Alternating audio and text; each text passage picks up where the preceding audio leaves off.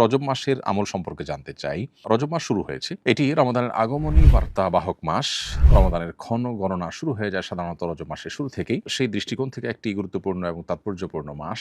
রজব মাসের আলাদা একটা তাৎপর্যের বিষয় হলো এটি সম্মানিত ৪ মাসের এক মাস। আমরা জানি কোরআনে কারিমে আল্লাহ রাব্বুল আলামিন সূরা তাওবায় সম্মানিত ৪ মাস সম্পর্কে আমাদেরকে ধারণা দিয়েছেন। আল্লাহ বলেছেন বছরে ১২ মাস, চান্দ্র মাসের মধ্য থেকে মিনহা আরবাতুন হুরুম ৪টি মাস হলো সম্মানিত মাস। আর এই ৪টি মাসের মধ্যে ৩টি ধারাবাহিক, জিলকদ, জিলহজ, মুহররম, আর চতুর্থ মাসটি হলো এই মাসটি যেটি শুরু হয়েছে রজব মাস। অতএব সম্মানিত মাস হিসাবে এই মাস সম্মানিত মাস যাচ্ছে সেই ধারণা আমাদের মধ্যে বদ্ধমূল থাকা, সেই চিন্তা আমাদের মাথায় থাকা এবং সম্মানিত মাসের সম্মান রক্ষার্থে গুনাহ পাপাচার থেকে বেশিরভাগ বেঁচে থাকার চেষ্টা করা এবং রুটিন যে নেক আমলগুলো আছে সেগুলো বিশেষ যত্নের সাথে করা, যেহেতু সম্মানিত মাস যাচ্ছে এ হলো মোটামুটি করণীয়। এর বাইরে সম্মানিত মাস রজব মাস উপলক্ষে আলাদা কোনো আমল, আলাদা কোনো নামাজ, আলাদা কোনো রোজা, উমরা এগুলোর কোনো কিছু শরিয়া দ্বারা সাব্যস্ত নয়। আমরা রজবিয়া বা রজব মাসের উমরা বা রজব মাসের নফল নামাজ, নফল রোজা এরকম অনেক কিছু আমাদের সমাজে প্রচলিত আছে, এগুলোর কোনোটির কোনো ভিত্তি নেই। অর্থাৎ এক কথায় রজব মাসকে কেন্দ্র করে স্পেসিফিক বা সুনির্দিষ্ট কোনো আমল কোরআন বা বিশুদ্ধ কোনো হাদিস দ্বারা সাব্যস্ত হয়নি। তবে সম্মানিত মাস হিসাবে এই মাসের প্রতি সম্মান প্রদর্শন সেটি এই মাসে পাপাচার না করার মধ্য দিয়ে আমাদের করতে হবে। আল্লাহ বলেছেন যালিকাদ দীনুল কাইয়্যিম ফালা তাজলিমু ফীহিন্না আনফুসাকুম। সম্মানিত মাসগুলোতে তোমরা গুনাহ এবং পাপাচারের মাধ্যমে নিজেদের প্রতি নিজেরা অবিচার করো না। অতএব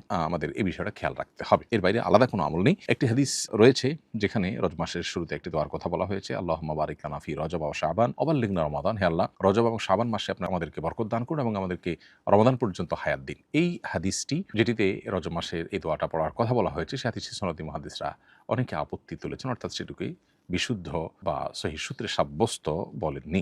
অনেকের মতে এটি আমলযোগ্য জাস্ট ফজিলতের বিষয় হওয়ার কারণে এটি পরিপূর্ণভাবে সহিহ সূত্রে সাব্যস্ত না হওয়া সত্ত্বেও এটার উপরে আমল করা যেতে পারে, জাস্ট এটুকু। এর বাইরে রজব মাসকে কেন্দ্র করে আলাদা কোনো আমলের বিষয় সাব্যস্ত হয়নি। রজব মাসের প্রথম রাতকে বিশেষ দোয়া কবুলের রাত হিসাবে মনে করে ইবাদত করলে কিংবা দোয়া করলে তা বেদাত হিসাবে গণ্য হবে কিনা। রজব মাসের প্রথম রাত দোয়া কবুলের বিশেষ রাত হিসাবে কোরআন হাদিসে কোথাও সাব্যস্ত হয়নি, বিধায় এই রাতকে কোরআন হাদিসের আলোকে আপনার ফজিলতপূর্ণ রাত মনে করা বা সে অনুযায়ী এই রাতকে পালন করা এটার কোনো সুযোগ নেই, এটা বেদাতে পরিগণিত হবে। ইমানদার যে কোনো সময় দোয়া করতে পারেন এবং কবুল হওয়ার সম্ভাবনা থাকে, সেই জায়গা থেকে রজব মাসের প্রথম রাত হোক, দ্বিতীয় রাত হোক, এই রাতগুলো যে কোনো রাতেই আপনি দোয়া করতে পারেন, সেটা ভিন্ন বিষয়। এক রাকাতে একই সূরা একাধিক জায়গা থেকে তেলাওয়াত করা যাবে কিনা।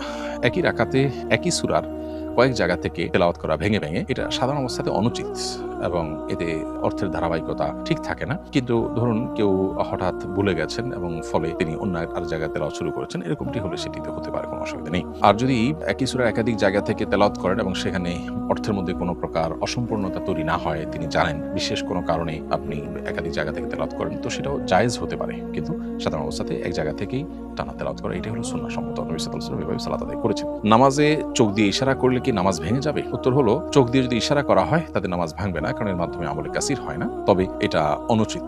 নামাজের মধ্যে নামাজের প্রতি যে মনোযোগ থাকা দরকার, খুজু থাকা দরকার, মনোযোগের পাশাপাশি যে শারীরিক স্থিরতা প্রয়োজন নামাজের জন্য, এই চোখ দিয়ে ইশারা করা কাউকে নামাজের মধ্যে এটা তার খেলাফ এবং পরিপন্থী, বিধায় এটা নামাজের গুণগত মানকে কমিয়ে দেয়। সেজন্য নামাজের প্রতি মনোযোগিতার স্বার্থে এই রকম কোনো আচরণ করা থেকে আমাদেরকে বিরত থাকতে হবে।